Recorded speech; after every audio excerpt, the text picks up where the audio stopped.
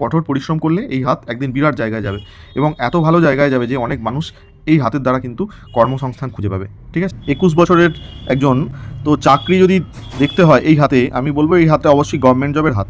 দেখুন, দুটো জিনিস ভালোভাবে লক্ষ্য করুন, যারা নতুন বুঝতে পারবেন। হাতের গড়ন বা আকৃতি নিয়ে একটা আলোচনা করেছি ভিডিওয়ে। এই যে হাতের আকৃতিটা দেখছেন, এই হাতের আকৃতি যখন এরকম গোল টাইপের হয়, তখন কিন্তু সে ছোট থেকেই একটু বেশি পরিমাণে ভাগ্যের সাপোর্ট পায়। এই রকম টাইপের সে স্ট্রাগল করতে পারে, কিন্তু ভাগ্যের সাপোর্ট সে কর্মসংস্থানে পাবে। এই দেখুন এরকম, 1 নম্বর। 2 নম্বর গেল রবি। এই হাতে কিন্তু সানলাইনটা অসাধারণভাবে একদম পুরো ওপর থেকে নিচের দিকে নেমেছে। এখানে স্পষ্টভাবে দেখা যাচ্ছে একটা সুন্দর সানলাইন ওপরের দিকে উঠেছে। এই ধরনের সানলাইন যখন থাকে কারু, সে সরকারি উচ্চ পদ পায়। সাধারণত গভর্নমেন্ট জব এবং উচ্চ পদের যে জবগুলো হয় তখন এই ধরনের সানলাইন থাকে। এছাড়াও এই হাতে কিন্তু খুব শুভ চিহ্ন আছে বৃহস্পতি পর্বতে।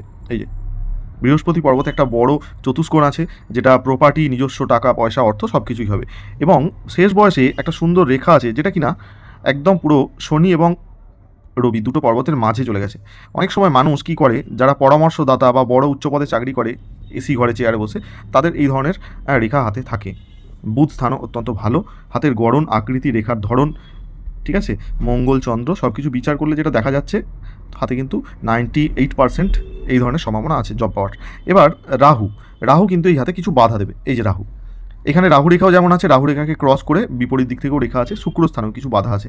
অর্থাৎ আপনি আপনার এফোর্ট যতটা দিতে পারবেন, আপনার কিন্তু কিছু কিছু বাধা আসবে। যেমন অসৎ বন্ধু আসতে পারে, অসৎ বন্ধুরা আপনাকে বলবে চল পড়াশোনা করতে হবে না, চল এটা কর ওটা কর, এরকম ধরনের বাধা দিতে পারে। ঠিক আছে, আর রাহু হচ্ছে শর্টকাটে উন্নতি করতে দেয় না। অতএব